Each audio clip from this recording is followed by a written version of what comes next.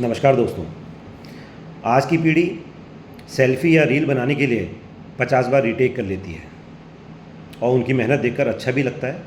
लेकिन साथ ही मुझे अपने ज़माने की वो बातें याद आती हैं जब हमारे पास ये रीटेक करने वाली आज़ादी नहीं हुआ करती थी। उस ज़माने में फ़ोटो खींचना कोई टाइम पास नहीं हुआ करता था। वो लगभग 1 करोड़ के दाव जैसा था। एक प्लास्टिक की डब्बी हुआ करती थी जिसके अंदर 36 फ़ोटो की रील लिपटी होती थी और एक क्लिक का मतलब आपकी जेब से सीधे 5 रुपये साफ। चलिए आज आपको सुनाता हूँ उस एनालॉग कैमरे की खतरनाक सस्पेंस और जज्बात से भरे दौर की कहानी। अगर आपके घर में कोई त्यौहार या कोई भी फंक्शन, शादी ब्याह होता था तो उस वक्त फ़ोटोग्राफ़र किसी अफसर से कम नहीं हुआ करते थे। वो जब आते थे तो उनके गले में एक भारी भरकम कैमरा लटका हुआ होता था और उनकी सबसे बड़ी जिम्मेदारी जो हुआ करती थी वो आपकी रील को बचाना और दूसरी जिम्मेदारी यह थी कि आपकी फ़ोटो को अच्छे से अच्छा खींचना, क्योंकि लिमिटेड फ़ोटो खींचनी होती थी। वो बोलते थे, शर्मा जी ज़रा दाएं को हो जाइए, ज़रा सा अपना मुस्कुरा लीजिए, या भाभी जी आप अपनी पलकें मत झपकाइए। फिर भी कहीं कोई पीछे से आ गया तो उसको हटाना, तब जा कर के एक और सब लोग ऐसे स्टैचू बन के उस समय खड़े हो जाते थे कि 2 मिनट तक बिल्कुल जिस पोजीशन में उसी पोजीशन में खड़े रहेंगे।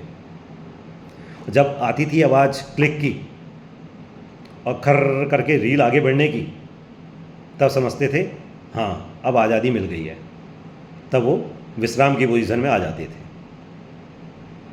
और उससे बड़ा भी एक हॉरर सीन हुआ करता था। वो ये कि घर के जो छोटे बच्चे हुआ करते थे या अनाड़ी रिश्तेदार, वो कभी कभी प्लास्टिक की जो पीछे डब्बी होती थी उसका ढक्कन खोल देते थे जिसमें रील लगी होती थी, और उसमें धूप की एक किरण पड़ने का मतलब आपकी 36 की 36 फ़ोटो स्वाहा। फिर सारे रिश्तेदार ऐसे बरस पड़ते थे उसके ऊपर जैसे उसने कितना बड़ा संगीन जुर्म कर दिया हो। सारे पैसे बह गए, सारी यादें स्वाहा हो गईं और भी ना जाने क्या क्या बोलते रहते थे। लेकिन रोमांच अभी भी बाकी है। जब हम रील धुलवाने के लिए दुकानदार के पास जाते थे तो भाई साहब 3 से 4 दिन फ़ोटो मिलने में लगते थे। तब तक आप सोचते रहे कि कैसी फ़ोटो आई होंगी, और जब फ़ोटो लेने के लिए जाते थे 3-4 दिन बाद तो ऐसा लगता था जैसे कोई रिज़ल्ट आने वाला हो। वो दुकानदार जब आपको एक रंगीन लिफाफा पकड़ाता था और उसमें से जब आप एक फ़ोटो निकालते थे बाहर तो पता चला किसी की गर्दन ही साफ़ हो गई है, किसी की पलकें झपकी हुई आ गई हैं, कहीं कोई जानवर पीछे से आ गया है, या फिर कोई अनजान व्यक्ति पीछे से चलता हुआ आ गया है। लेकिन आप यकीन मानिएगा उन सब अंधे काने जो आपकी फ़ोटो हैं उसके भी आपको पूरे पैसे चुकाने पड़ते थे, तब वो फ़ोटो लेकर आप घर जाते थे। आज तो आपके कैमरे के अंदर 10-10 हज़ार फ़ोटो ऐसी पड़ी रहती हैं जिन्हें आप मुड़कर देख भी नहीं पाते हैं।